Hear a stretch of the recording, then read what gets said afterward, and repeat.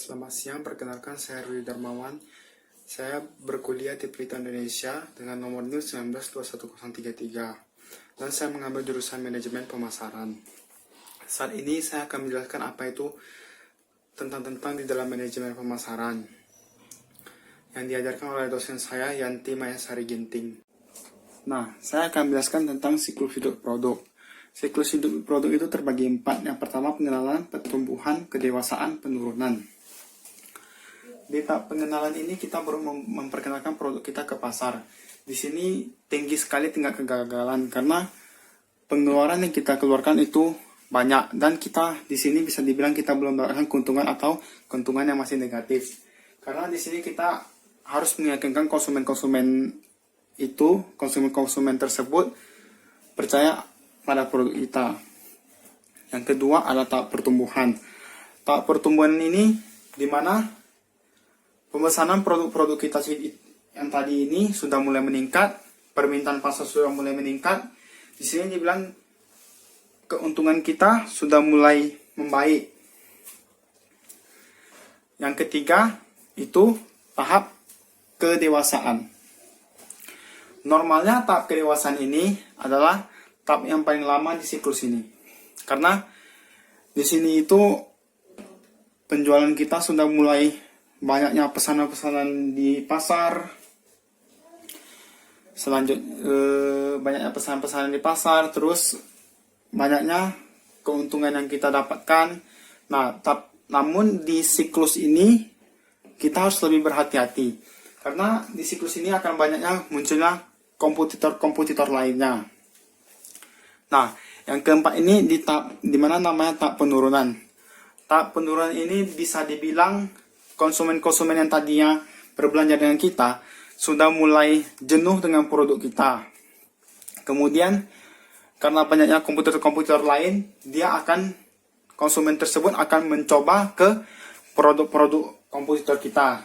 Nah, di tahap ini banyak sekali orang yang tutup karena tahap ini adalah tahap yang paling sulit dilewati.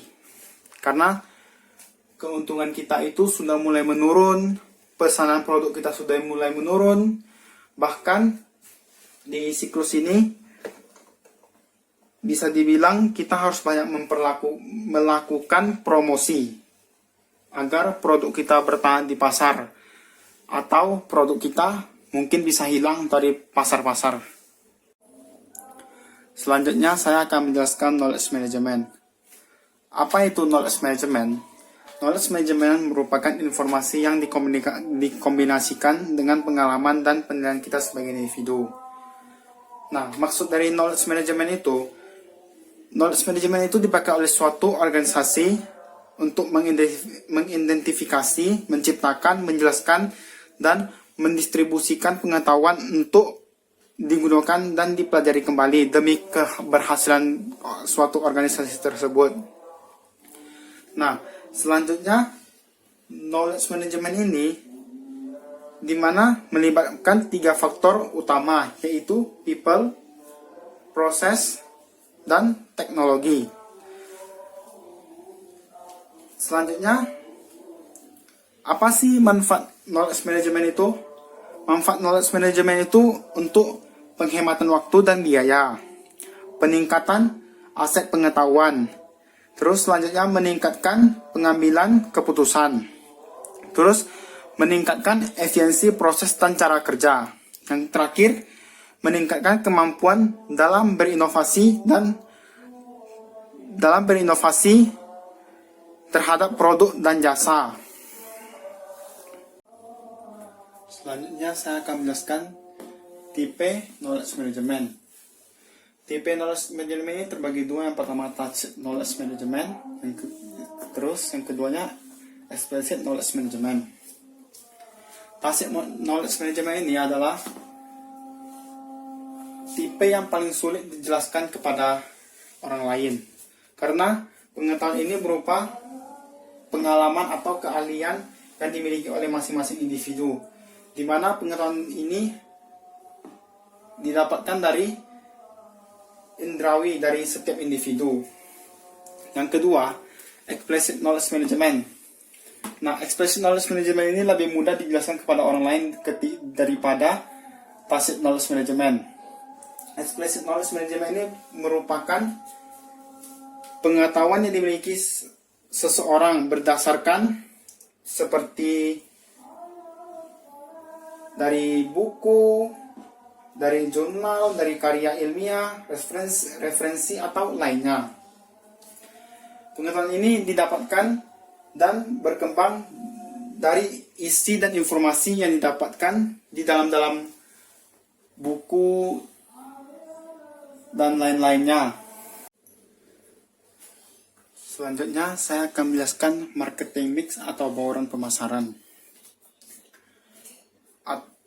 Pengertian dari marketing mix ini adalah kumpulan dari beberapa variabel yang dapat digunakan oleh perusahaan untuk dapat menghasilkan respon pasar yang sesuai dengan tujuan pemasaran di dalam pasar sasaran. Komponen atau unsur marketing mix ada 4P dan 7P. Nah, yang pertama saya akan menjelaskan 4P. 4P itu ada produk, price, place, promotion. Nah, yang pertama saya akan menjelaskan produk. Apa itu produk? Produk adalah sesuatu yang kita tawarkan dalam bentuk barang atau jasa. Produk ini nantinya akan menjadi tombak penting dalam 4P ini, karena produk yang kita tawarkan itu adalah nanti yang akan membuat kita menghasilkan keuntungan. Nah, produk yang kita tawarkan ini pun harus memenuhi kebutuhan dan juga keinginan konsumen serta kualitas. Kualitas semakin baik yang kita hadirkan ke pasar, maka semakin besar pula kemungkinan produk itu akan diterima oleh para konsumen. Yang kedua itu price. Price atau harga adalah sesuatu uang yang harus dikeluarkan konsumen untuk bisa mendapatkan produk yang kita jual.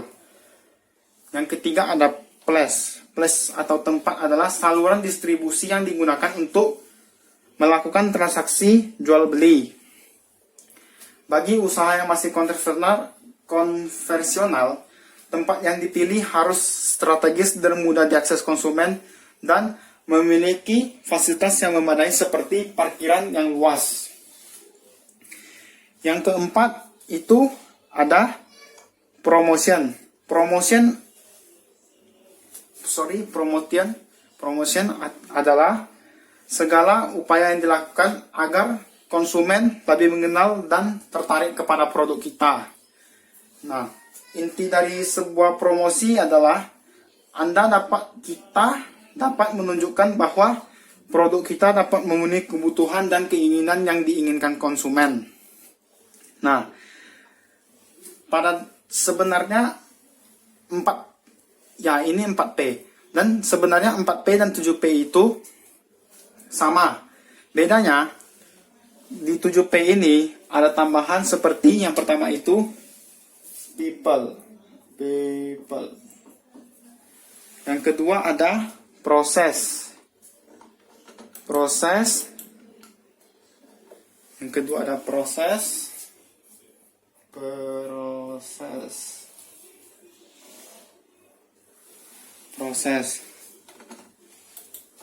Selanjutnya yang ketiga ada yang namanya physical evidence.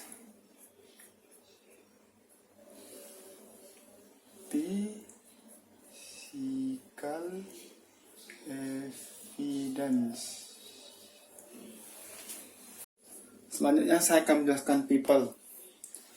Apa itu people? People adalah semua orang yang terlibat dalam proses bisnis atau pemasaran yang kita tawarkan tadi.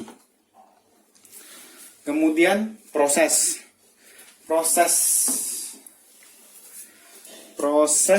mengacu pada bagaimana tindakan yang terjadi antara penjual dan pembeli meliputi proses pelayanan dan transaksi. Selanjutnya ada physical evidence. Physical evidence ini atau artinya bukti fisik adalah segala sesuatu yang menyangkut peralatan ataupun fasilitas fisik yang digunakan untuk mendukung aktivitas bisnis yang Anda jalankan. Nah, semakin besar skala bisnis yang kita jalankan, maka akan semakin besar pula peralatan dan fasilitas yang kita butuhkan. Itulah arti ketujuh 7 marketing mix atau 7P. Perbedaan 7P dan 4P itu adalah, kalau 4P itu produk, price, place, promotion. Sedangkan 7P ditambahkan dengan 3 lagi, people, process, physical evidence. Oke, selanjutnya saya akan menjelaskan digital marketing. Digital marketing itu adalah sebuah aktivitas atau kegiatan pemasaran dengan serangkaian cara dan teknik menggunakan media digital yang bertujuan untuk mendapatkan traffic, data, dan customer.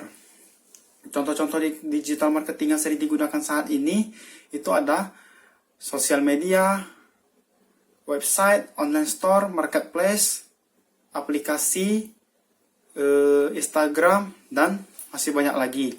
Kelebihan digital marketing ini, yang pertama, dia lebih cepat penyebarannya ke berbagai belahan wilayah. Selanjutnya, kemudahan dalam evaluasi. Yang ketiga itu jangkauan lebih luas. Yang keempat, mudah dan efisien. Yang kelima, membangun nama brand. Lebih mudah membangun nama brand. Manfaat dan tujuannya, target pasar. Yang pertama itu target pasar. Pemasar yang memanfaatkan alat atau media digital untuk menjangkauan konsumen yang secara cepat dan tepat dan luas. Selanjutnya ada meningkatkan brand awareness. Sebenarnya meningkatkan brand awareness ini bagian pemasaran konversial juga. Namun di mana tujuan untuk mengenalkan suatu produk atau merek kepada masyarakat. Semakin terkenal brand kita, maka mudah diterima oleh konsumen. Yang ketiga itu ada membangun database. Nah, sebagai contohnya misalnya ada seseorang menjual bisnis hijab. Dan dengan digital marketing, dia bisa mengumpulkan kriteria wanita berusia 18-40, wanita muslim, dan wanita yang suka dengan fashion. Database ini nantinya bisa Anda manfaatkan untuk menawarkan melalui email atau iklan yang sangat efisien dan efektif dalam kegiatan marketing digital. Nah, yang terakhir, yang keempat ini ada analisis digital, yaitu untuk menerapkan sistem digital marketing yang efektif dan efisien menggunakan beberapa macam alat marketing digital seperti iklan, perilaku user, dan termasuk anggaran iklan, sehingga benar-benar sesuai dengan pemasar, seperti Facebook, Instagram. Oke, yang terakhir saya akan menjelaskan brand strategi. Apa itu brand atau merek? Brand atau merek adalah nama atau identitas sebuah produk yang baik merupakan barang nyata ataupun jasa yang digunakan untuk membedakan produk ini dengan produk yang lain. Pengertian merek itu, merek merupakan bagian dari merek yang diucapkan atau ditulis dibaca oleh siapapun sebagai tanda merek dagang atau hak cipta. Penentuan merek itu terbagi 5. Strategi brand ini terbagi 5. Yang pertama, strategi perluasan lini produk. Yang kedua, perluasan merek. Yang ketiga, brand banyaknya merek. Yang keempat, merek baru. Dan yang kelima, merek bersama. Nah, saya mengambil contoh dari brand strategi itu dari HP. Mengapa saya mengambil HP? Contohnya kita mengambil dari HP iPhone, Samsung, dan Xiaomi. Nah, pasti kalian pernah melihat di Apple Store itu, ketika iPhone ingin mengeluarkan produk baru, pasti sangat banyak orang yang sudah mengantri. Mengapa hal ini tidak terjadi pada Samsung dan Xiaomi? Nah, inilah yang dinamakan dengan kekuatan brand. Saat ini iPhone yang bekerja itu brandnya. Kenapa? Karena brandnya itu sudah banyak dikenal oleh masyarakat luas dan sudah dikenal oleh seluruh konsumen. Nah, dengan demikian iPhone saat ini tidak menjual produknya, namun menjual mereknya. Mengapa saya mengatakan begitu? Jika kita menggunakan produk iPhone, pasti tingkat gengsinya pasti agak berbeda dibandingkan Samsung dan Xiaomi. Nah, jika dari kegunaannya, iPhone, Samsung, Xiaomi mempunyai fungsi yang sama. Nah, itulah yang dinamakan kekuatan brand. Sekian penjelasan tentang manajemen pemasaran dari saya. Jika ada salah, saya mohon maaf.